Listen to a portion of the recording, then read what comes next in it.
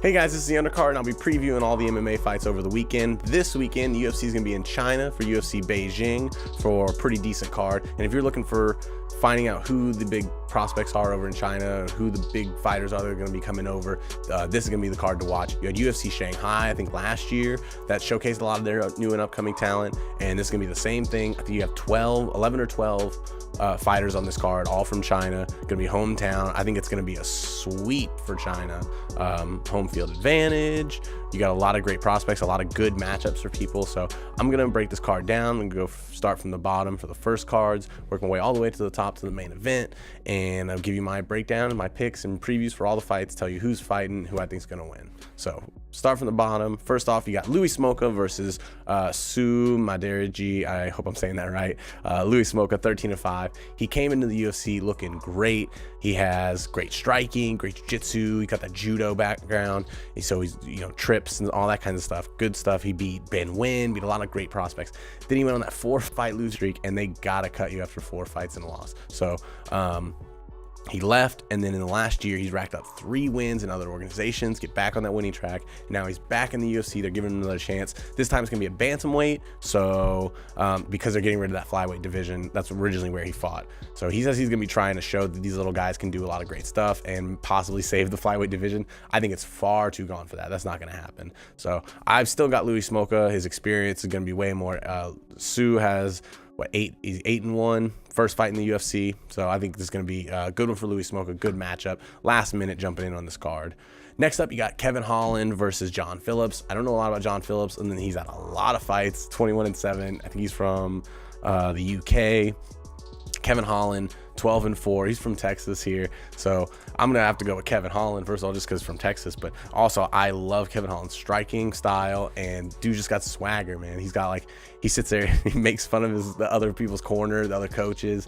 He sits there, talks the whole time. His Contender Series fight was just super entertaining. Dude's tall as fuck, great striking, kicks, punches, all kinds of stuff. And then his jiu-jitsu game, it's not polished. He's not positionally advanced. He's not super technical old school jiu-jitsu or anything, but he's always looking for attacks, looking for rear naked chokes, guillotines. Even if he doesn't have them, he's looking for attacks, and he's creative, man. He's doing those things like when he gets his opponent in guard, switching back and forth, just trying to avoid punches, and then he'll throw a bunch of elbows in the guard like Tony Ferguson. So super creative, really energetic, great fights. He stepped in last minute against Thiago Santos, which is huge. So he's not afraid of anybody. 12-4. I think he's gonna be a great upcoming prospect in that middleweight division. So I got Kevin Holland by decision. I don't know what his stopping power is like. I haven't seen him cripple anybody with anything. So I'm gonna go with Kevin Holland. I think he's gonna get the decision. Next up, Xiaonan versus Cherie Conda. I haven't seen a lot from either of these because they both lost their last fights. They came in undefeated. Cherie Conda lost to Poliana Botello, fought last weekend. She had took that body kick and then just crippled her from there. So I don't know really what to say about her striking or her ground game. Xiaonan, she's got good striking. Problem I have with her is that she drops her hands a lot, and I don't know. I'm going to go with Yan just because home field advantage. She's from China. I'm going to go with the, I think she's closer. She won't have to travel far for that one. And her striking, she's 9-1 also, more experience. I'm going to go with Yan Xiaonan by decision. Next up, another bantamweight fight, Ping Yan Liu versus Martin Day. Martin Day making his UFC debut. So there's not much. He's won 3 in a row, so he's coming in with a little bit of momentum. Ping Yuan though got great clinch, great striking game, or great ground game. So I think that's gonna be where he really thrives in this one. It's gonna be that clinch, trips, and then holding him on the ground, working his ground games, jiu-jitsu and stuff like that. He's a very careful striker. He's a counter striker, and got pretty good experience. Was he 11-5? So I'm gonna go with Ping Yuan by probably a decision. Next up, you got Weili Zhang versus Jessica Aguilar. Now, I was super high on Weili coming in. She was 16-1 on a 16-fight winning streak. She won that last one against Danielle Taylor barely, and now she's getting thrown against a vet, Jessica Aguilar, which is 20-6. Really good record. Jessica's got great ground game, great jiu-jitsu. She's a Ricardo Laborio brown belt in jiu-jitsu, so no slouch there. And Weili does not have a great ground game. That's where she is the weakest. So she's an underdog in this one, but I'm gonna pick her, man. I feel like that that kickboxing experience coming in. She's a Sanda fighter, so that's the Chinese kickboxing sort of wushu style, like a Chinese militarized version of it. And they use a lot of leg kicks, they change it up, vary the striking, a lot of jabs, combos are big. So I'm gonna go with Wei Li. I just like her striking, and with a great record like that coming out, I want to see good Chinese prospects coming out. We haven't had a lot, so especially recently. So Wei Li Zhang, I really hope she gets it done against Jessica Aguilar, but this is gonna be a tough fight. So this will kind of be to prove where she belongs in that women's strawweight division. So I'm gonna go with Wei Li by decision. I think it's gonna be the combos that really do it for her, putting out the numbers, unless Aguilar can just take her down and submit her, which is very possible. Next up, you got Yaozong versus Rashad Coulter. Rashad Coulter, good striker. He's not gonna be taking anybody down, and that's where whose problems are is his ground game. He fought Cyril Asker in his last fight in his UFC debut, but I mean, with what, 3-1, he was 3-0 coming into that fight against Cyril, who's way more experienced, a really good wrestler. And Yaozong, great striker, great Sanda striker, again, like a kickboxer, uses those leg kicks, varies it up, a lot of combos, a lot of high output. He's always looking for attacks. He tried for a standing guillotine for a while. He's always looking for a submission, but I think Rashad Coulter's not going to be going for any kind of takedowns. He's not going to hold him down like he did, like Cyril Asker did. He's just going to be a brawl. Rashad's got crazy power though, so hopefully who can just keep that distance, use that power against him, wear out Rashad like Rashad tends to do, and then capitalize there. But only 3-1. Rashad's 8-4. This is a really early developmental fight, so I'm gonna go with Yaozong by decision maybe. I haven't seen him with like that crippling power or anything, so I'm gonna go with him. Next up, you got Yanan Wu versus Lauren Muller. Lauren coming in 5-0. She won the Contender Series fight, a great fight, and then she beat Shayna Dobson, which I was really surprised about. Shayna's coming from, I think, the Ultimate Fighter, from the women's flyweight episode or season.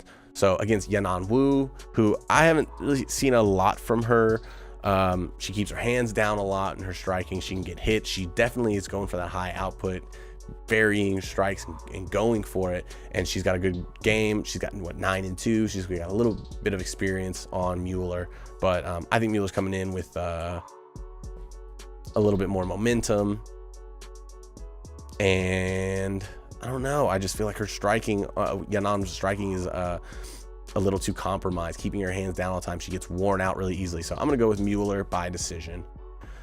Then in a welterweight fight, you got Keenon Song versus Alex Morono. Alex Morono from Houston, so I've got to pick him. But I also love his jiu-jitsu game, and he trains or is a teacher at the Woodlands Gracie Baja. So he's always learning, always working on his jiu-jitsu, teaching people, which I feel like definitely helps in making your jiu-jitsu better.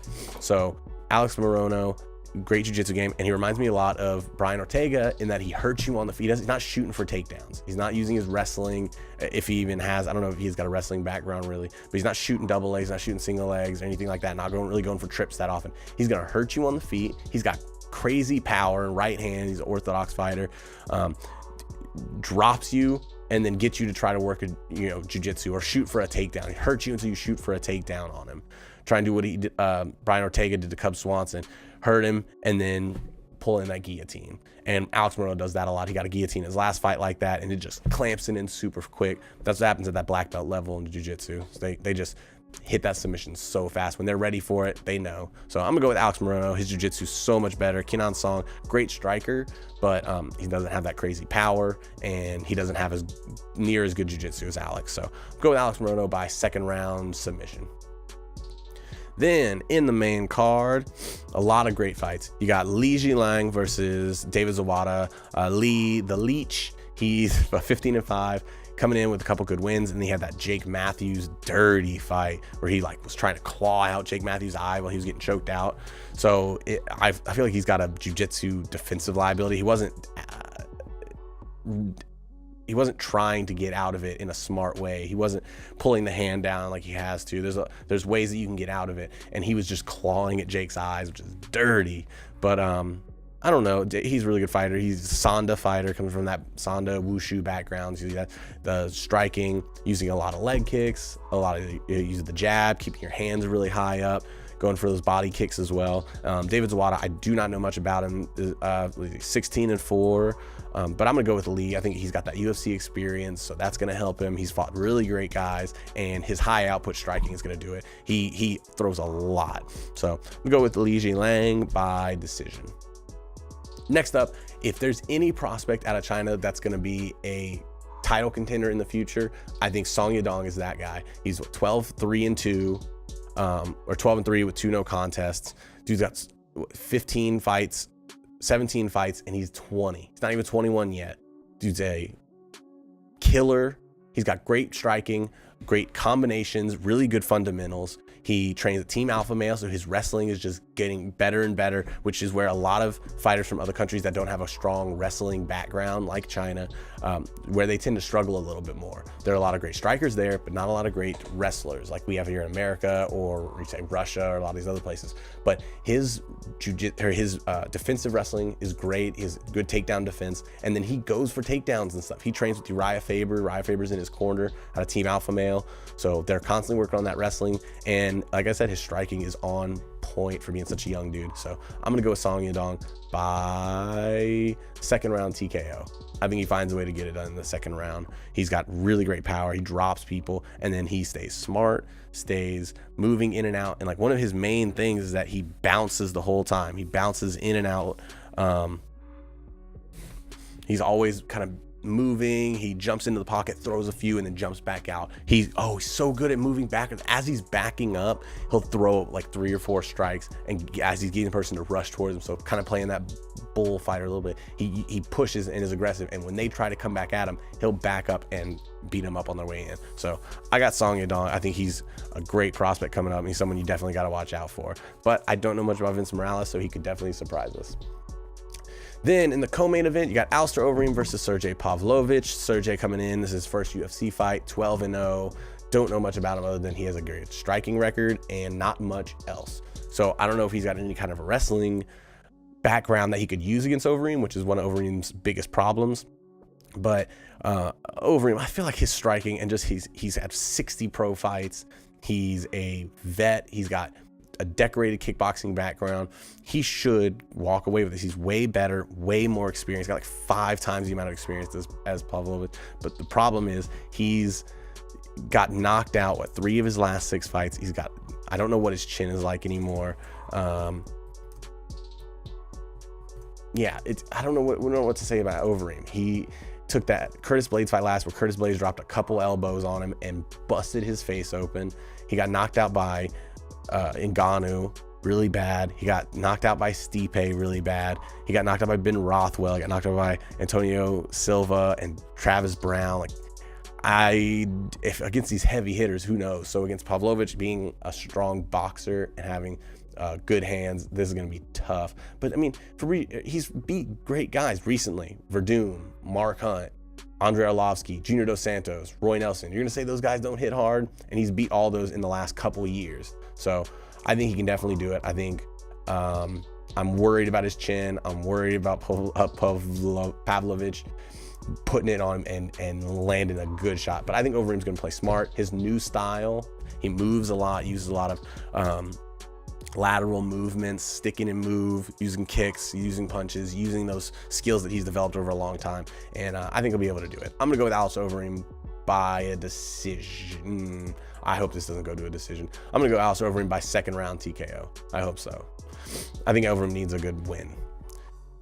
Next up, in the main event, heavyweight title fight, not title fight, but heavyweight main event fight, Curtis Blaydes versus Francis Ngannou, the rematch. In their first match, Francis Ngannou, the superior striker, which that's all he's got, are hands. So fast, hits so hard, he's like the biggest hands in the UFC, against Curtis Blaydes, who came in as a JUCO wrestler, and he's been working on his striking as it goes. And I think that fight caught him a little early in his striking development. So he got caught a couple times, got cut, and then they had to end it with a doctor stoppage because he's just bleeding so much. But Curtis Blaydes, I think, is just well-rounded and all-around a better fighter than Ngannou. He comes with that wrestling background. His hands are getting better. He can drop people. And then his best part is his ground and pound. He'll just sit in the top half guard and just start dropping elbows. You saw him bust open Overeem's face in their last fight. I think Curtis Blaydes, man, it is the next title contender for sure at heavyweight, the next big thing. Good prospect. He'll be around a while. He's only 10-1 with that one no contest for weed or whatever. So he should be 11-1. Curtis Blaydes, dude, that guy's a killer.